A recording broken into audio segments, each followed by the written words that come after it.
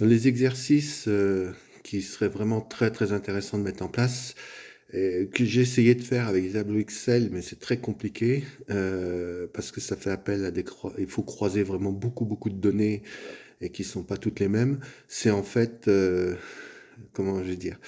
De de permettre une approche, par une base de données, de l'autonomie alimentaire d'une exploitation d'élevage. C'est-à-dire rendre son élevage le plus indépendant possible. Pour ça, il faut faire appel à des données météorologiques, il faut faire appel à des données, de la ferme, de consommation, de ration et des données de stockage et d'organisation du travail derrière, stockage. Donc là, je suis forcément un peu plus long. C'est un domaine qui me passionnait, qui, à mon avis, est un des domaines clés de la gestion d'un élevage demain. Je parle en vache allaitante, bien sûr, et qui croise des données essentielles. Donc pour le faire, le gros problème, c'est que souvent, quand on est en crise de sécheresse ou autre, on fait des plans de ration, enfin des rationnements, des plans de ration, on calcule ça en kilos, ce qui pour une ferme veut rien dire, parce qu'en fait, on a un tas de foin avec un, un certain nombre de bottes et pas des kilos de foin, on ne sait pas trop. Et même si on le savait, c'est un peu plus compliqué que ça. Donc on donne, moi j'avais des unités, j'avais noté, c'est super intéressant.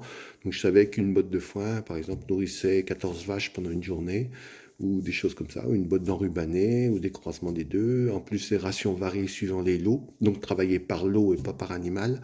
Et il y a vraiment une piste énorme à creuser. Et c'est un peu plus complexe qu'on l'imagine au début. Et je pense qu'il y a vraiment quelque chose à faire. Et le lier, bien évidemment, au rendement des parcelles qui permettent après d'optimiser son stock et d'envisager un stock, comme disaient nos anciens, avoir un fnil d'avance, c'était le cas.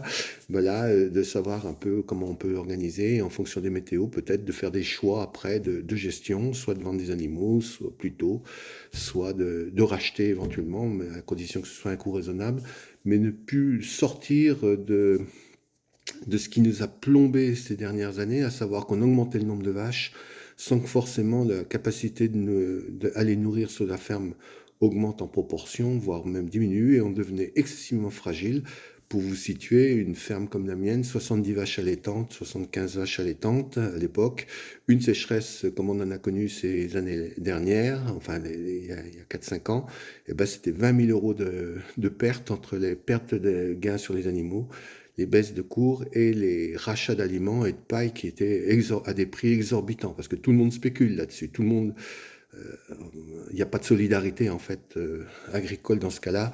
Euh, le monde céréalier en profite pas mal, quoi. Tant mieux pour eux, mais il faut pouvoir payer derrière.